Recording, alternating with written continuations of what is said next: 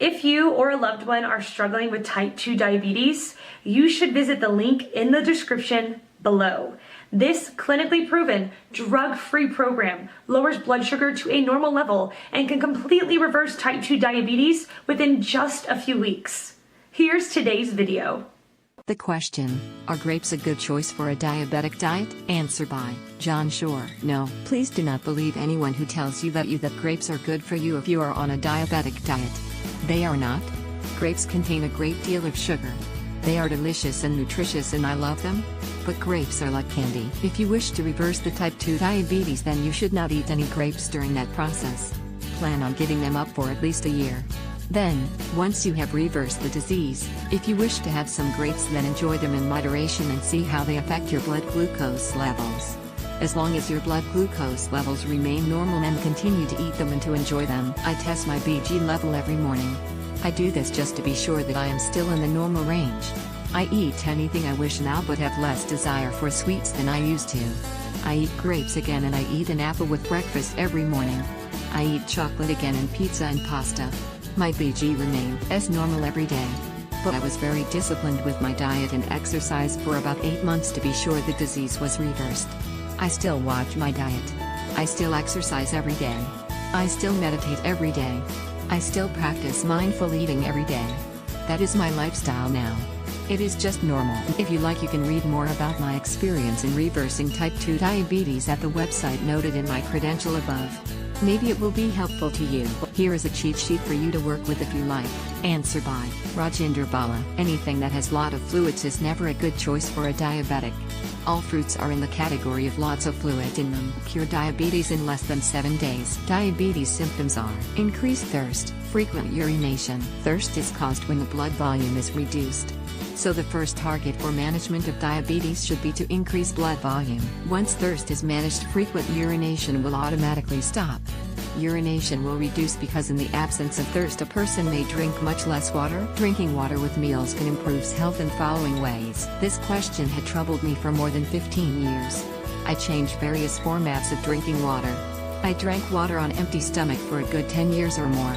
I used to avoid drinking water with meals. Results: whitish layer on tongue. Increased sensation of thirst with passage of time. Thick saliva. Almost non-existing. The taste of food was impaired. I did not like the taste of most of the food that once I used to like. So 2 months back I decided to drink 200 milliliters water with each meal. Results shocked me. I stopped feeling thirsty. Saliva volume increased tenfold. Food started tasting better. There seemed to be significant improvement in the sharpness of brain. Not drinking water for 36 hours was very easy. Let us first understand about what is there in our body. 65 to 75% of body weight is fluid. 15% of body weight is bones. 5% could be waste sitting in large and small intestines waiting to be excreted. Rest is fats, muscles and other molecules. So going by weight, volume, fluid should be most important. Otherwise also bones, fat and muscles are fed the nutrients by fluids. They all are stationary. It is the fluid which moves from one place to another. So we need to control and understand the working of fluids. This fluid is there in 3 major compartments. Of the total fluid, 10% is blood.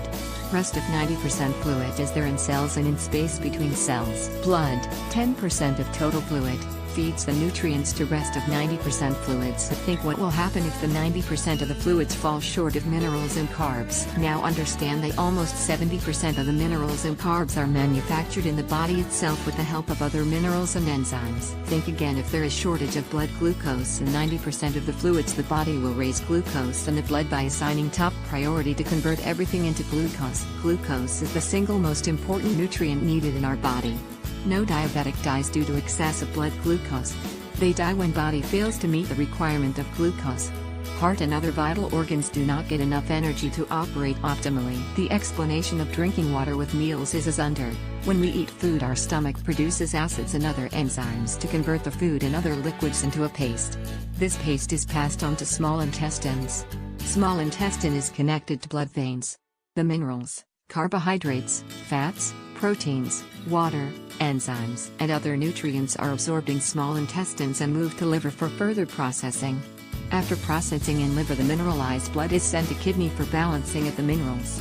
Any minerals found to be out of correct proportions are filtered out. First benefit of this will be that blood volume will increase as more fluids will be absorbed with minerals because of more water content in the food. When we drink water on empty stomach or after more than 10 minutes after a meal, there may not be any fluid absorption in the absence of acids in small intestine or when water is taken on empty stomach. So drinking water with meals should help cure varicose veins problem.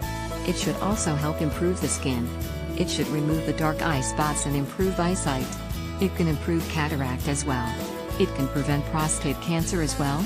There are 1,000s of possibilities. But I remember very clearly that when I increased my water intake and started drinking on empty stomach, all the health problems were cured in less than 10 days. Same result I saw with a lot of other people also.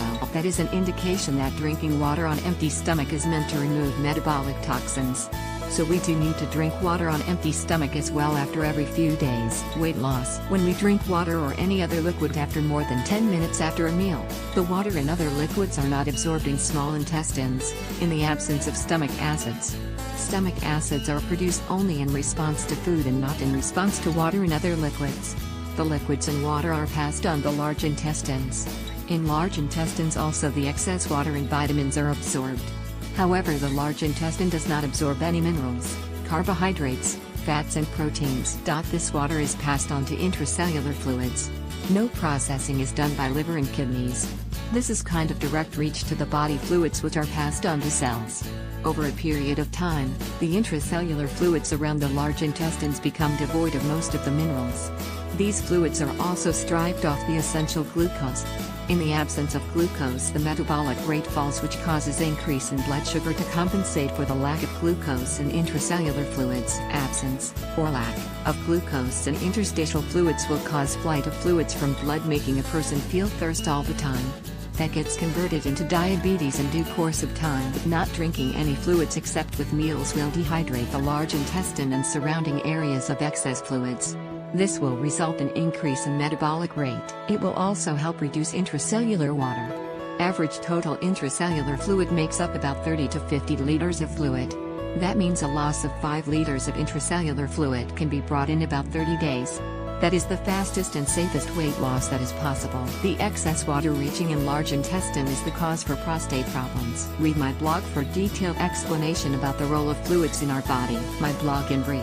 Chronic mineral imbalance in blood leads to low metabolic rate, resulting in aging and age-related diseases like blood sugar, blood pressure and heart disease, etc. To correct mineral imbalance, do hydration-dehydration cycles, and to increase resting metabolic rate, do walking and rest routines as detailed on my blog. Read my blog for more details or watch my YouTube videos at Rajinder Bala. To increase resting metabolic rate, RMR, do the following. Walk for 5 minutes at easy pace within your home in the morning. After walking, rest for 510 minutes in bed. Repeat the above 3 times in the morning, afternoon, evening and at night before sleeping. So that makes for 12 walk and rest routines, or 5 by 12 equals 60 minutes of walk for the entire period. One can do it selectively during weekdays and on working days only in the morning and at night. The idea about walking is that it mobilizes energy, and before the entire mobilized energy is spent, we rest. In such a case, a part of the mobilized energy becomes available for vital organs. Doing walking and rest routines takes care of aging-related diseases as well. Hydration-dehydration cycles. Day 1 to 5, drink 300 milliliters water with every meal. Total fluids intake on these days should not exceed 600 milliliters to 900 milliliters. Day 6 and 7, drink 200 milliliters water every 2 hours from 7 a.m. to 6 p.m. Repeat after 7 days till you are completely free of diabetes. Hopefully, in case of pre-diabetics, this will work in 15 to 30 days, completely reversing the diabetes. After you get free of diabetes and your blood sugar reading are back to normal, you can start drinking water at any time, but keeping in view the above principles. The big question that one may be interested to know will be, why should then a person drink water on empty stomach or at any time other than meal? Initial results indicate that water reaching large intestines help removing the metabolic waste. So that is also equally important. Sugar, food, etc. has no bearing on diabetes and blood sugar management. 1 to 2 persons have reported reversal of diabetes in less than 10 days. Also read my blog for detailed explanation of how the above steps ensure perfect health. Feedback will help a lot of people out there. Answer by Hospital. All grape varieties contain polyphenols. Polyphenols are compounds that give grapes and other plants their vibrant colors. They also offer protection against disease and environmental damage. Polyphenols are known antioxidants that help fight free radicals in the body. The grape skins and pulp contain the most polyphenols. They also have the highest antioxidant abilities. Grapes are good for you, in large part thanks to their polyphenol content. Polyphenols may help fight diabetes.